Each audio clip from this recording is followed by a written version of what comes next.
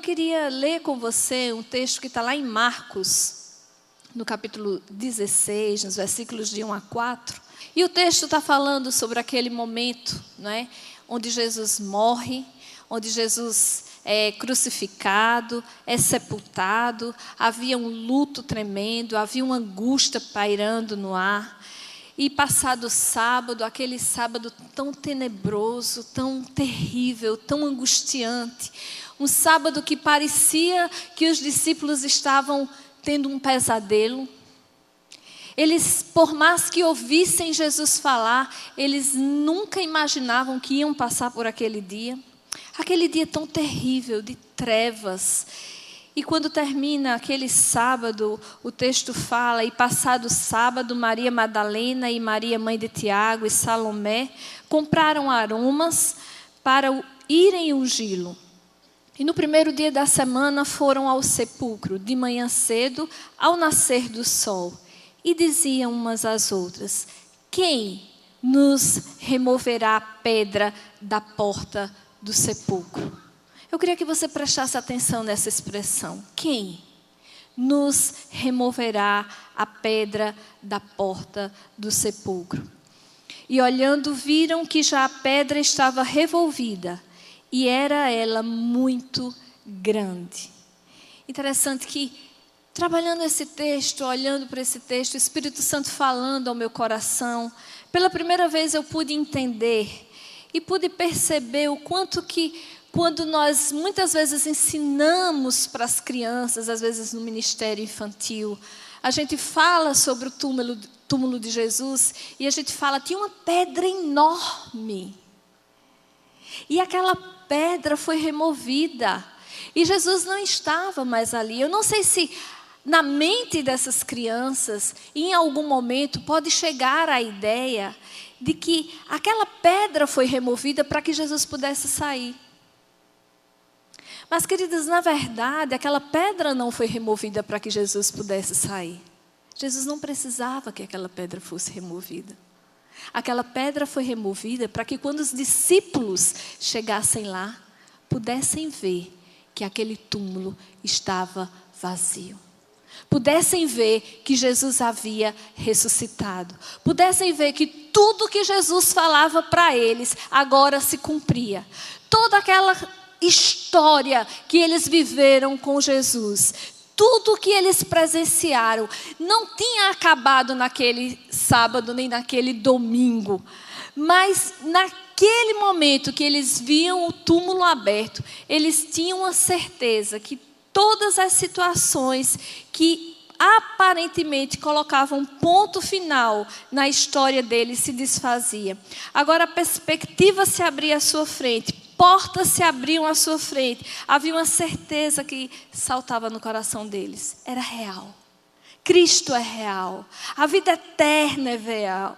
O nosso destino não acaba aqui. Não é agora, é no céu. Nós vamos para o céu. Jesus nos garante isso. Ele é o nosso passaporte. Interessante que na narrativa da mesma história, lá em João, no capítulo 20, no versículo 18, fala sobre Maria Madalena, que no domingo de manhã, ela está ali tão triste, chorando. Aquela mulher que a Bíblia relata ela nos evangelhos, pelo menos por 16 vezes. E todas as vezes que se reporta a Maria Madalena, diz, aquela de quem foram expelidos 7 demônios.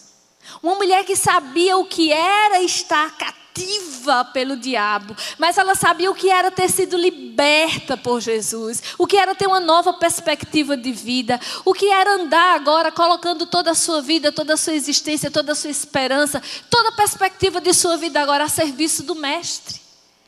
O texto fala muitas vezes que Maria estava ali junto com outras mulheres servindo a Jesus, inclusive com a sua condição financeira.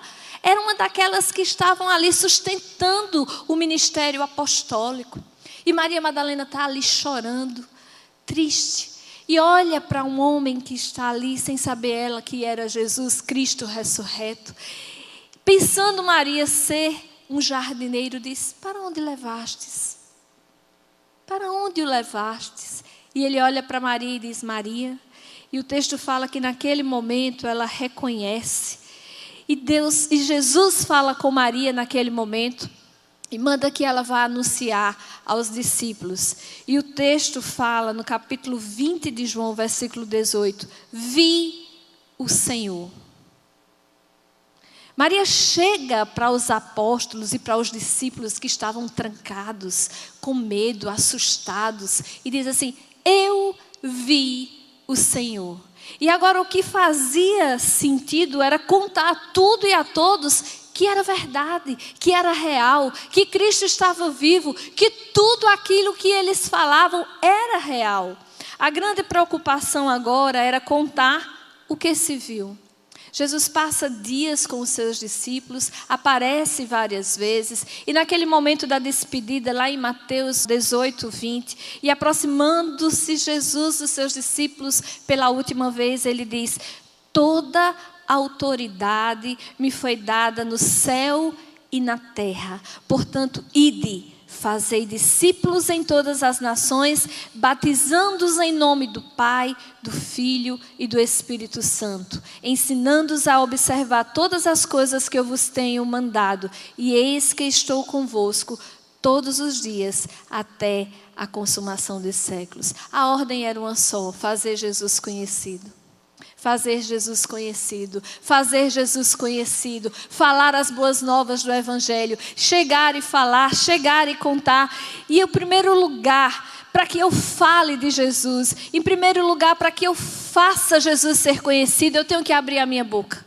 Você tem que abrir a sua boca. Lá Romanos, no capítulo 10, nos versículos 13, 14 e 15, diz: porque todo aquele que invocar o nome do Senhor será salvo. Como, pois, invocarão aquele em quem não creram? E como crerão naquele de quem não ouviram falar? E como ouvirão se não há quem pregue? E como pregarão se não forem enviados? Assim como está escrito: quão formosos são os pés do que anunciam boas coisas.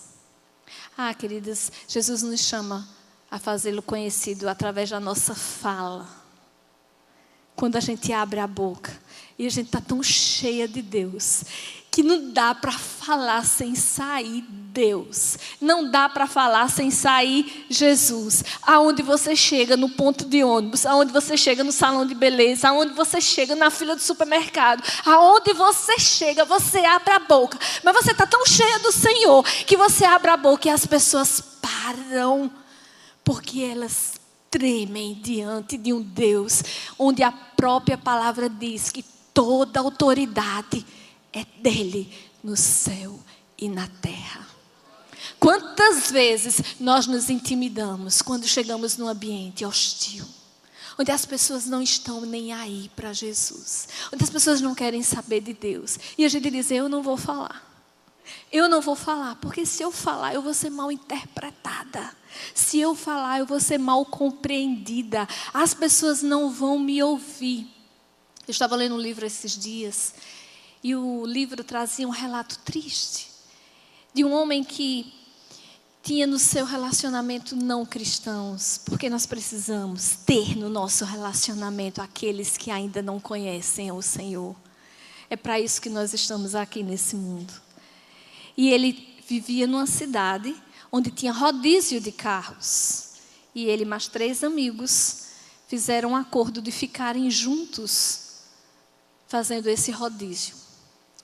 E como ele era uma pessoa eticamente correta, politicamente correta, educada, ele entendia que religião não era um assunto para se conversar naquelas longas horas de tráfego, indo e voltando. Ao termo de um ano, um daqueles 3 amigos faleceu e partiu. E ele se deu conta de que não tinha falado de Jesus para ele. E o sangue daquele homem clamava, porque o Senhor colocou, através daquele rodízio, aquele homem junto com ele, durante todo o ano, para que ele pudesse falar de Jesus. Nós precisamos falar, nós precisamos abrir a nossa boca, nós precisamos chegar e pensar: eu sou a maioria. Eu, o Pai, o Filho e o Espírito Santo somos a maioria. Toda a autoridade foi dada a mim através de Jesus. E eu posso, aonde chegar, declarar que eu sou filha de Deus. Nós precisamos fazer Jesus conhecido, em primeiro lugar, queridos, através da nossa fala. Comece a pedir ao Senhor para te dar coragem para falar. Ousadia para falar. Lembram de Pedro e João? Lá no capítulo 4 de Atos. Pedro e João diante do Sinédrio. Eles falavam com tanta intrepidez, com tanta ousadia, que só tinham explicação. Eles olhavam para aqueles dois homens que eram iletrados e incultos e chegavam à conclusão: eles tinham estado com Jesus. Quer ter coragem para falar? Esteja com o Senhor. Antes de sair de casa, antes de falar com seu marido, antes de falar com seus filhos, antes de falar com seus funcionários, fale com Jesus. Converse com Ele. Gaste tempo com Ele. Mas se você está no caminho para algum lugar, vá conversando com o Senhor Jesus e vá pedindo: Deus, me dá coragem, me dá ousadia, me deixa, Senhor, falar do Senhor. Coloca pessoas na minha frente. Ó Deus, abre um leque de oportunidades para que eu possa fazer o Teu nome conhecido. Sabe, queridos, em segundo lugar, fazer Jesus conhecido é através das nossas boas obras realizadas. Tiago 2, capítulo 14, diz: que proveito há, meus irmãos, se alguém disser que tem fé e não tiver obras? Porventura essa fé pode salvá-lo? Se um irmão ou irmã estiverem nus e tiverem falta de mantimento cotidiano, e se algum de vós lhe disser: ide em paz, aquentai-vos e fartai-vos, e não lhes derdes as coisas necessárias para o corpo, que proveito há nisso? Assim também a fé, se não tiver obras, é morta em si mesmo. O Senhor tem nos chamado a comunicar o amor dEle, comunicar o amor de Deus, através daquilo que nós podemos realizar com as nossas mãos. Aquilo que podemos produzir para o Senhor, mas de forma prática por aqueles que estão próximos a nós. Muitas vezes é nesses momentos onde nós estamos amando como Jesus quer, abençoando, acolhendo, matando a fome, aquecendo do frio, tendo cuidado, que o Senhor está nos dando a oportunidade de falarmos de Jesus. Em terceiro lugar, eu posso fazer Jesus conhecido, demonstrando que agora eu tenho um novo caráter. Juan Carlos Ortiz, ele diz: o Espírito Santo não está produzindo em nós uma caricatura de Cristo, mas nos transformando de glória em glória à imagem dele. Eu não tenho que ter a aparência de crente, eu tenho que ser serva do Senhor. Eu não tenho que andar com aquele estereótipo de crente, mas o meu caráter tem que ser diferente. As pessoas têm que olhar para mim e dizer: peraí, por que ela é assim? E aí elas vão ficar tão curiosas, elas vão ficar com tanta sede de saber. Sabe por quê? Porque você é sal, e sal causa sede nas pessoas. E elas vão ficar tão preocupadas em descobrir um pouquinho mais de você, quando o teu caráter estiver à semelhança de Cristo. Mateus 5,16. E assim resplandeça a vossa luz diante dos homens, para que vejam as vossas boas obras e glorifiquem ao vosso Pai que está no céu. A luz, queridos, ela dissipa as trevas, e a luz do Espírito na nossa vida traz à tona os nossos pecados e nos faz mudar.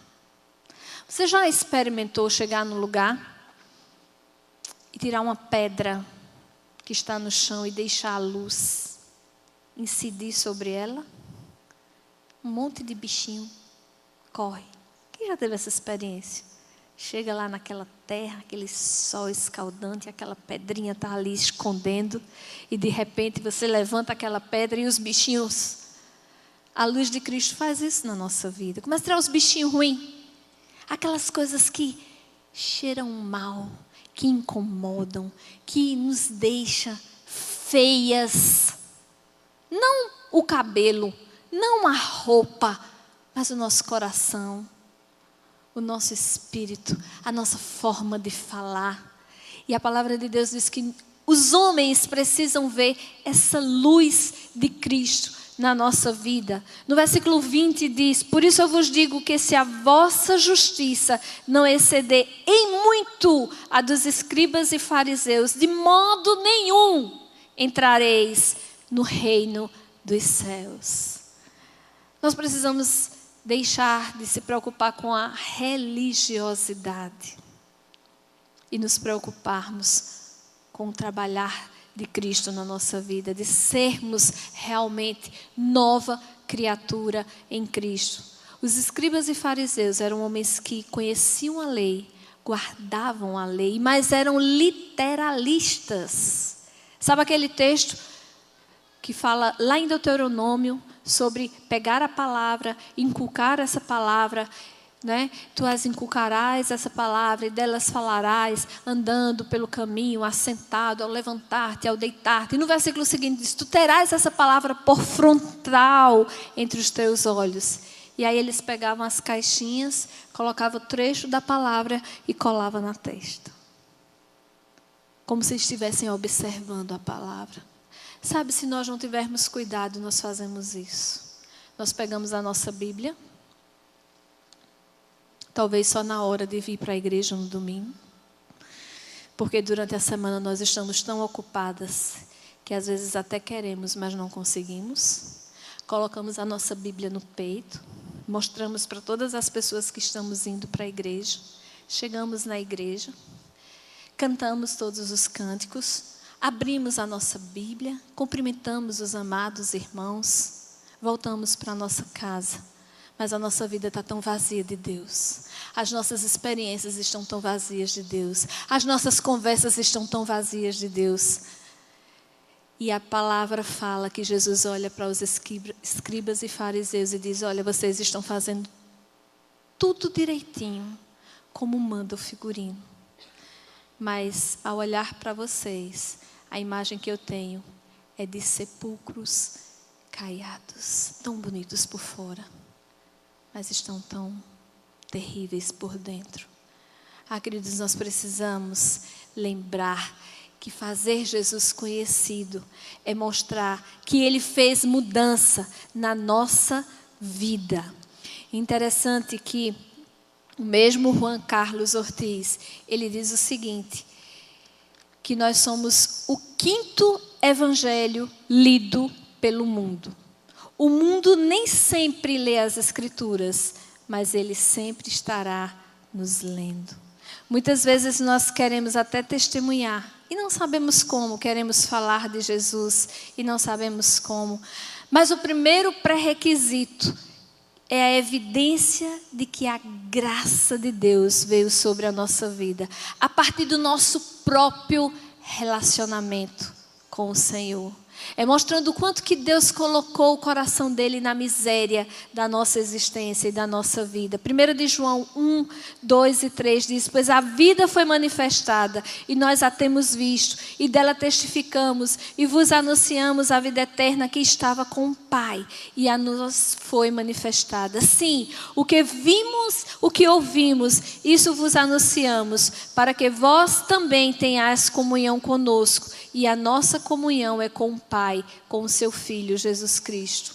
No processo de evangelização, nós precisamos estar disponíveis para sermos usados pelo Espírito Santo. Sabe o que é estar disponível?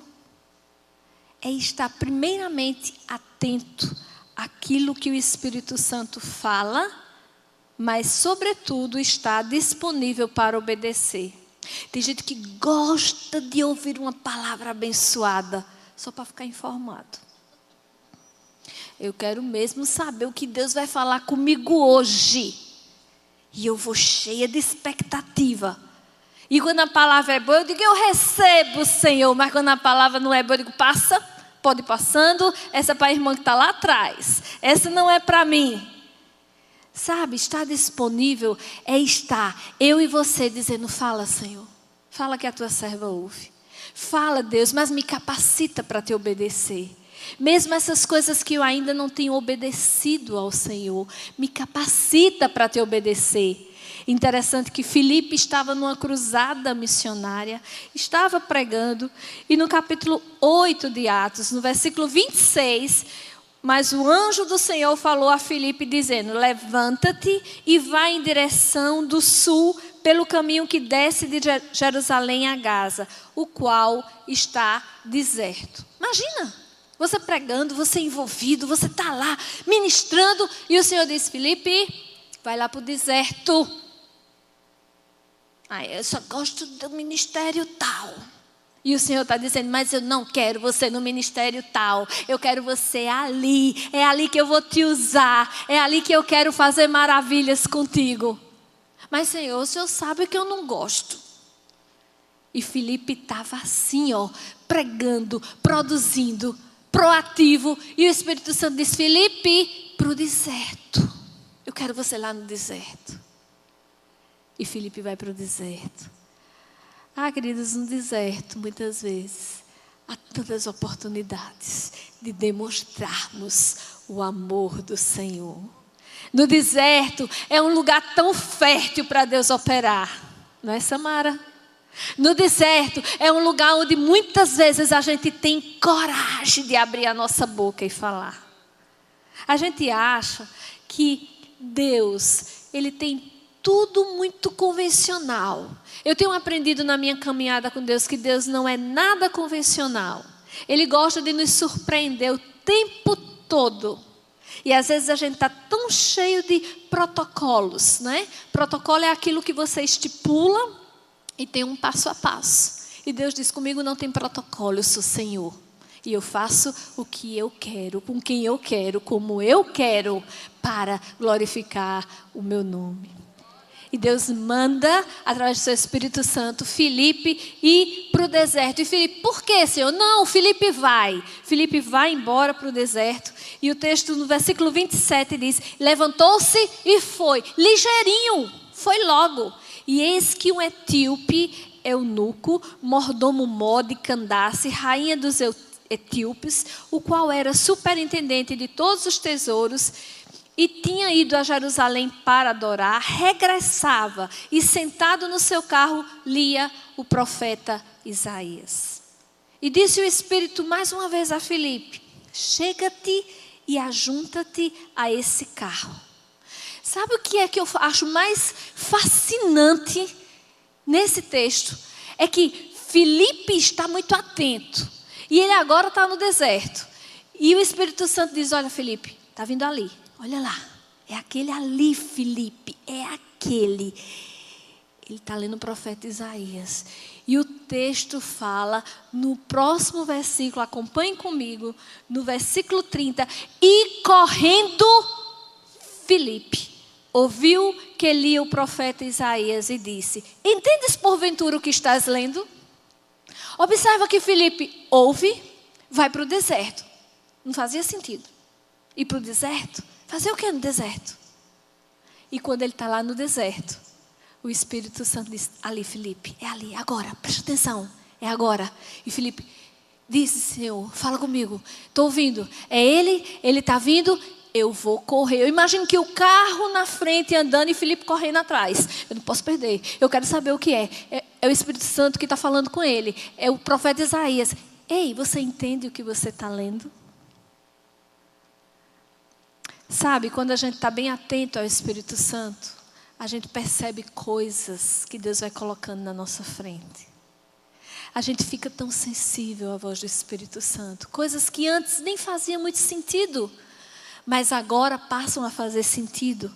Quando nós estamos preocupados em fazer Jesus conhecido, nós precisamos realmente estar dispostos a ouvir e a obedecer. E quando você diz assim: fala, Senhor, comigo, eu quero fazer a tua vontade, se prepare, que Deus vai começar a colocar coisas na sua frente e na sua mão, e você vai dizer: mas Senhor, eu não sei. Mas o Espírito Santo é aquele que vem para ensinar. Ele é quem ensina, Ele é quem capacita. Paulo diz, a nossa suficiência, ela vem de Cristo. É Ele que capacita. E Filipe vai para falar e para testemunhar de Jesus. E a história vocês já conhecem. E lá na frente, Filipe começa a explicar. E daqui a pouco o etíope diz, Filipe, aqui tem água. O que impede que eu possa ser batizado? E Filipe diz, se creres, e cumpre a missão. E de repente Filipe já não se encontrava mais ali, porque o Senhor tinha um grande projeto para a vida dele. Compartilhar a vida de Deus aqui na terra é viver de modo diferente da grande maioria que você conhece. Apóstolo Paulo, ele falando lá no capítulo 20, 24 de Atos, ele diz assim, mas em nada tenho a minha vida como preciosa para mim, contanto que complete a minha carreira e o ministério que recebi do Senhor Jesus para dar testemunho do Evangelho da graça de Deus. Paulo diz assim, olha, tudo na minha vida só faz sentido se eu conseguir completar a minha missão. E qual é a minha missão? É pregar o Evangelho do Senhor.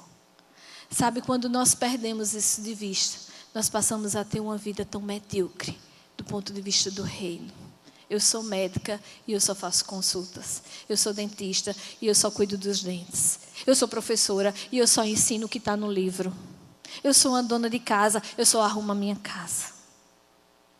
Eu sou motorista, eu sou engenheira, eu só construo prédios. Mas quando a gente entende que onde Deus nos coloca, Ele nos coloca para que possamos expandir o Evangelho do Senhor Jesus. Eu vou construir um prédio, mas antes daquele prédio construir, todo mundo que está naquela obra vai ouvir que eu amo ao Senhor. Sabe, eu tive uma experiência esses dias, pensando nisso. Deus, o que é ter uma porta aberta na minha frente? Eu sei que o Senhor é quem abre as portas. A tua palavra fala isso. E eu passei a sair assim de manhã. Senhor, eu quero falar do Senhor. Como é que eu vou fazer isso, Pai? Me faz sensível a essa necessidade, a essa fome, a essa sede. E ontem eu cheguei para trabalhar e uma pessoa que eu estava atendendo, a terceira vez que eu estou atendendo essa pessoa, a primeira vez eu atendi o filho, a segunda vez eu atendi ela, eu sou dentista e estava atendendo essa pessoa. E ela já entrou assim, eu estou com muita dor de cabeça. E o Espírito Santo se prepara. Estou com muita dor de cabeça. Aí eu falei, preocupação? Ela disse, acho que é. Palpitação, preocupação. Aí eu disse, a coisa é séria? Ela disse, é. Mas eu não tenho intimidade ainda com essa pessoa. Terceira vez que eu estava vendo. E ela sentou na minha cadeira e olhou para mim e disse, é grande. Quando ela disse é grande, o Espírito Santo disse, é agora. Eu disse, grande é o Senhor. Eu tenho um monitor lá no meu equipe. E eu falei, deixa eu colocar uma música para você que fala sobre a grandeza de Deus. Aí tome lá, Soraya Moraes completo. Quão grande é o meu Deus. E ela deitada, não podia falar, porque eu na boca dela. E ela ouvindo. E ela ouvindo, quão grande é o meu Deus. E à medida que a música ia passando e ela não podia falar, eu dizia, maior do que o problema que está na tua mente, maior do que o problema que está no teu coração. Esse é o nosso Deus. A sessão durou em média 40 minutos. Quando terminou, eu disse, como está a sua cabeça? Ela disse, passou. Eu disse, mas eu queria lhe dar mais uma coisinha, se você me permitir. Abri a Bíblia lá. Naquele texto que fala sobre solicitude, sobre ansiedade. E falei, você me permite? Ela, sim, com certeza. Eu disse, eu queria que você lesse isso hoje e pensasse nisso. Interessante que quando a gente começa a pensar que aonde o Senhor nos coloca, é que para a gente fale do amor dele.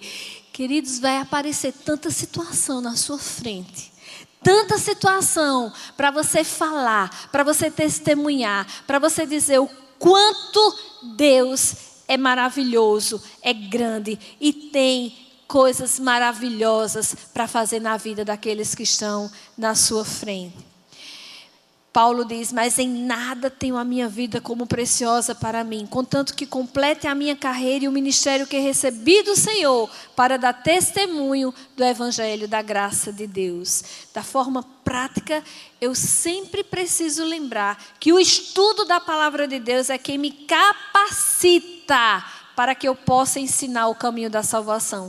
O salmista diz assim, Salmo 51, 13, então ensinarei aos transgressores os teus caminhos e os pecadores se converterão a ti.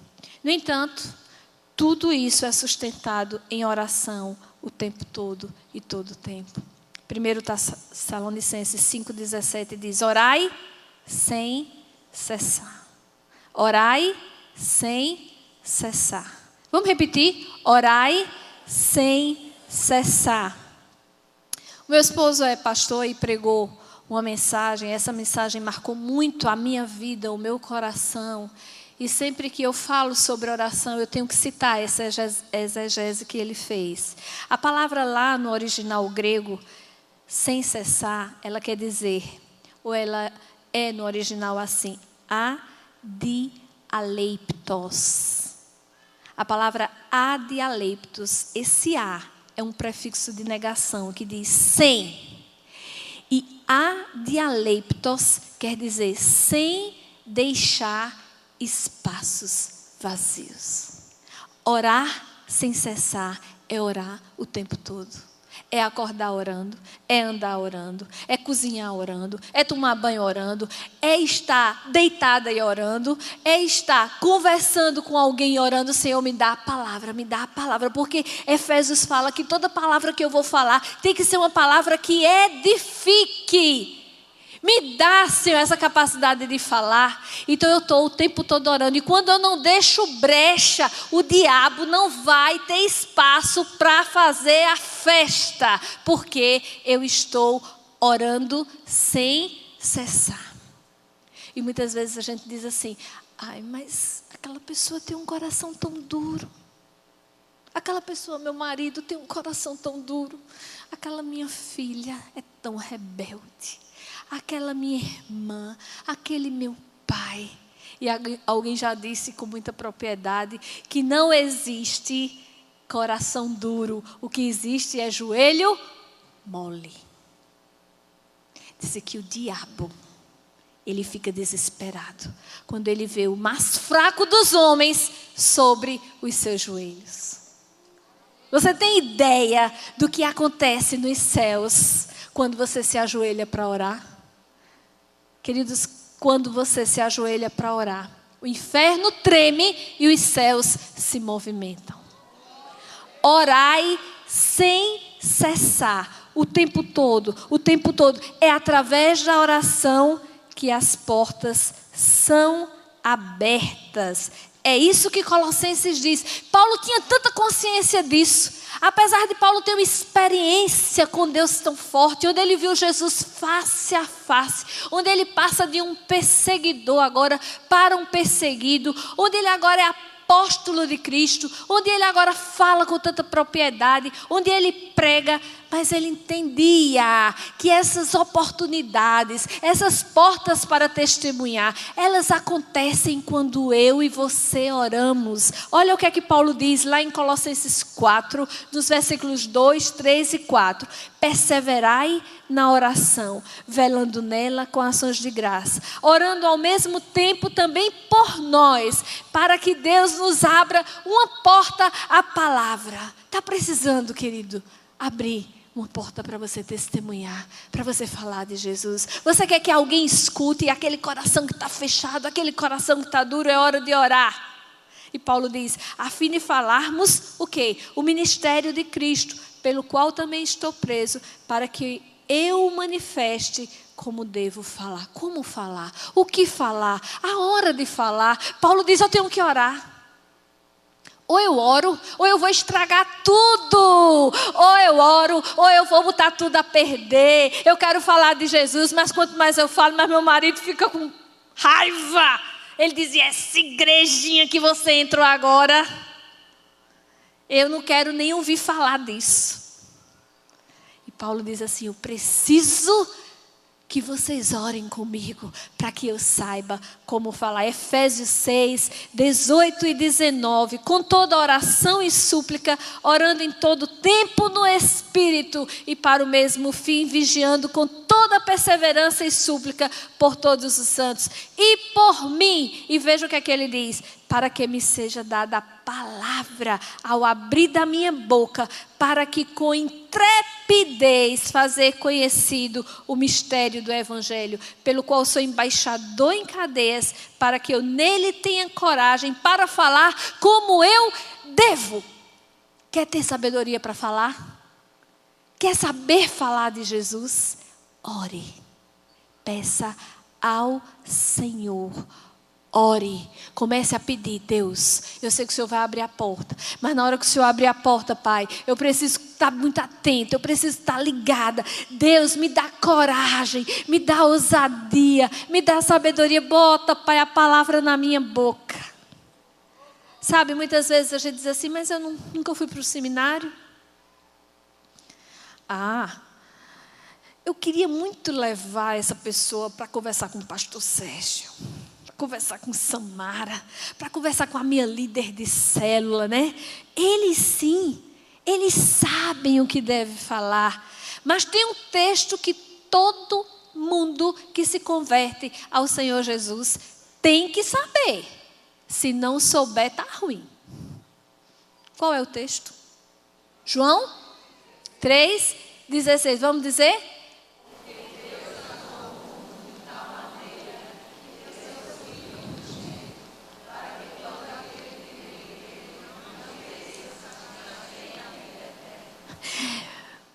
Esse texto é o beabá. E a gente diz assim, mas eu só sei esse texto. Eu não sei outro texto para poder falar. Aí eu queria que você fosse comigo, a gente já está encerrando, para 1 de João, no capítulo 5, nos versículos 11 e 12. 1 de João 5, 11, 12. E você está perguntando, o que é que eu vou falar? Só sei João 3,16. Como eu vou evangelizar? E o texto diz assim, e o testemunho é esse, que Deus nos deu a vida eterna, e essa vida está no seu Filho. Aquele que tem um filho tem a vida. Aquele que não tem um filho não tem a vida. Simples assim. Só preciso saber disso. Que Deus amou tanto que mandou o único filho, para que quem cresce nesse único filho tivesse a vida eterna. Isso é tão sério. Se você for comigo lá para João, no capítulo 3, no versículo 36, ainda resume mais a ideia. O texto diz assim, por isso, quem crê no Filho tem o quê? A vida eterna. O que, todavia, se mantém rebelde contra o Filho, não verá a vida, mas sobre ele permanece a ira de Deus. Sabe por quê, queridos, a ira de Deus permanece sobre aquele que não recebe o Filho? Porque Romanos, no capítulo 3, 26, diz, pois todos pecaram e carecem da glória de Deus.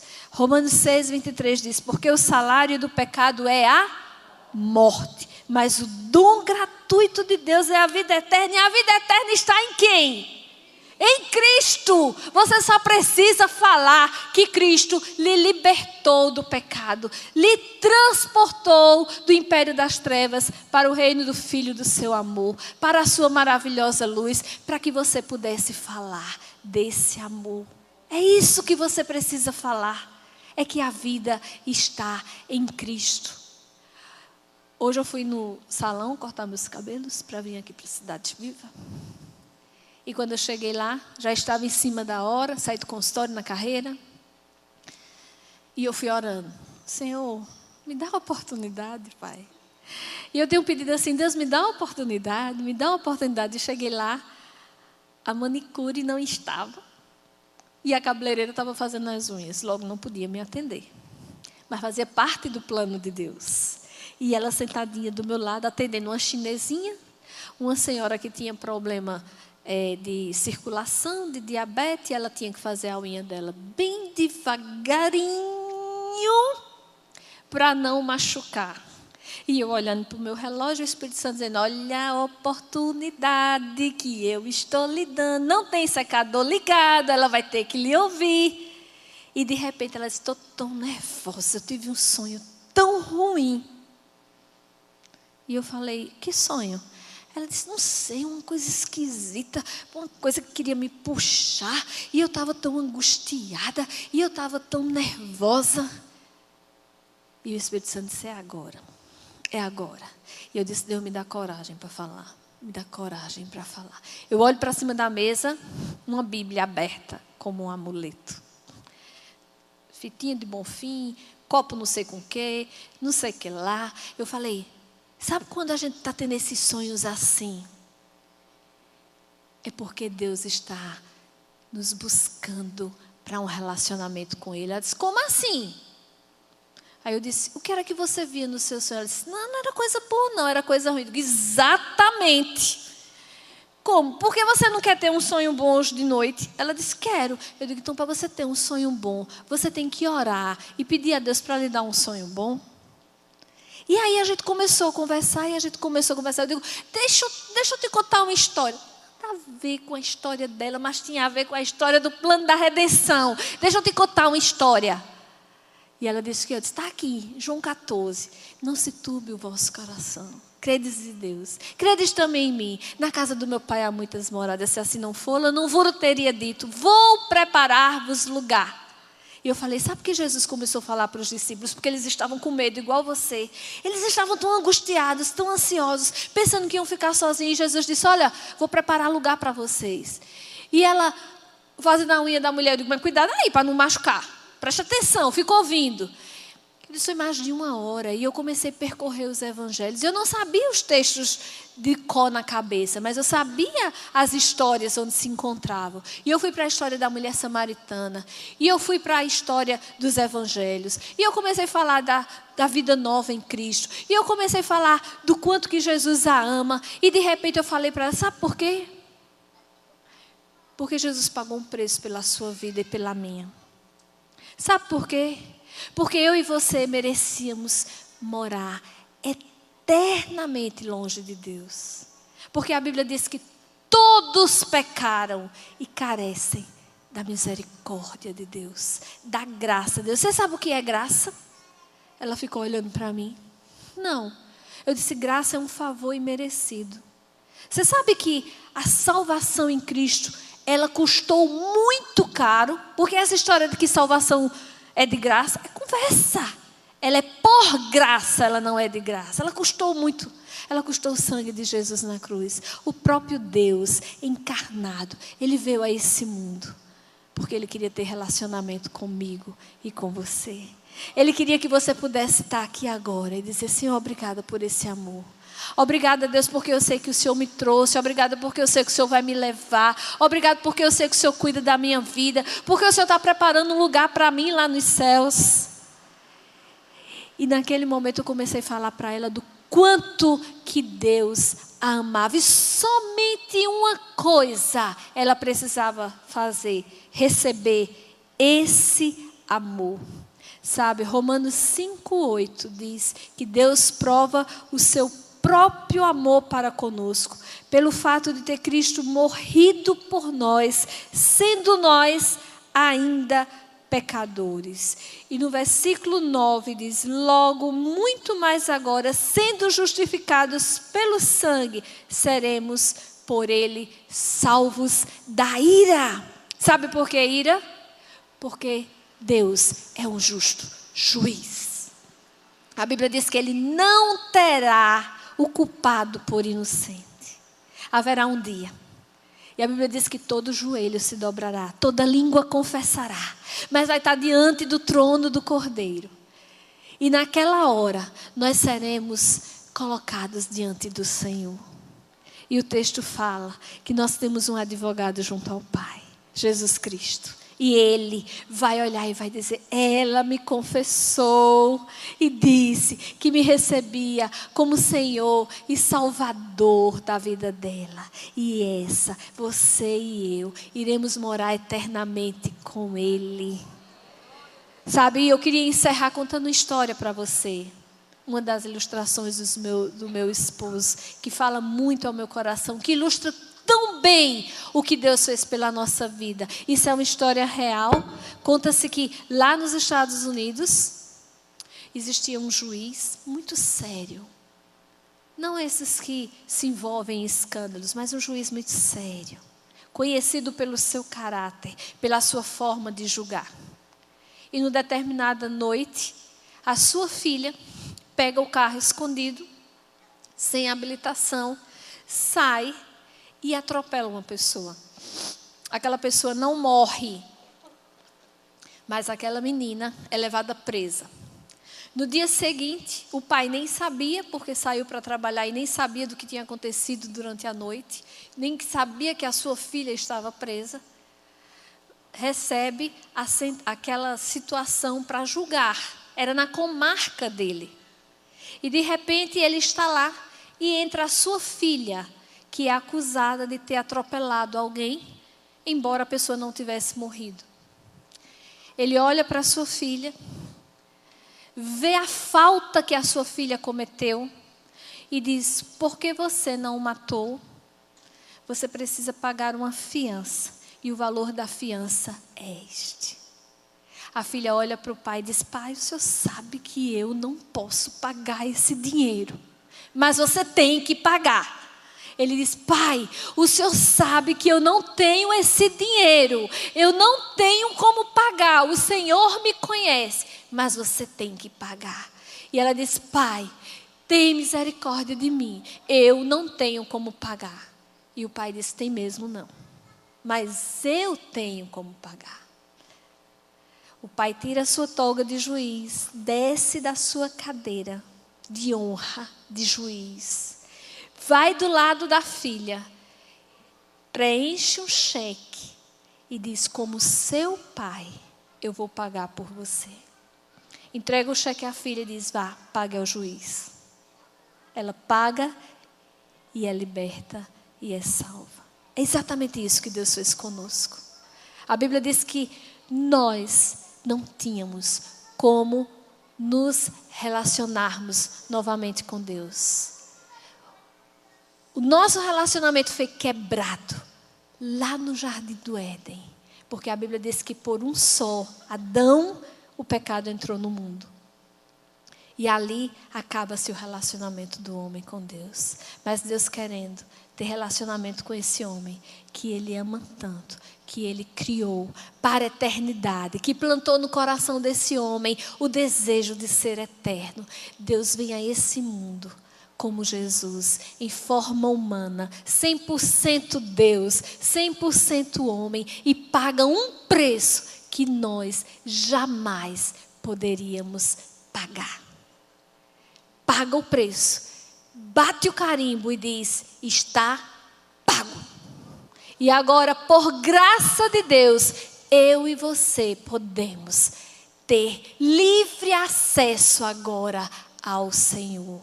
Lá no Velho Testamento, somente um sacerdote entrava no lugar onde estava representando o lugar de Deus. Onde Deus falava com o homem apenas entrava. Agora não, depois de Jesus, depois do sacrifício, Ele nos dá livre acesso. Por isso que eu e você oramos em nome de Jesus. Porque na hora que Deus olha para nós, a ira de Deus, que deveria vir sobre a minha culpa, sobre a sua culpa, olha para o sangue de Jesus que foi derramado na sua vida, na minha vida, e diz: vinde, benditos de meu Pai. Agora eu pergunto para você: Ele te adotou, Ele te dá a oportunidade de ser filha de Deus. Será que você vai fazer feito aquele bebezinho que a irmã falou?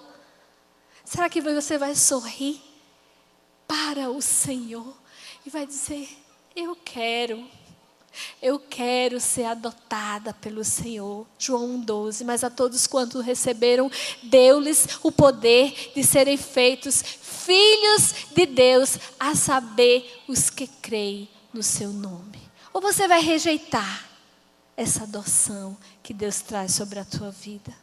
Sabe, queridas, eu queria que essa noite fosse uma noite de encontro com o Senhor, onde você entendeu o que Deus fez na sua vida, o que Deus fez na minha vida e qual é a sua postura, a minha postura diante de tão grande amor.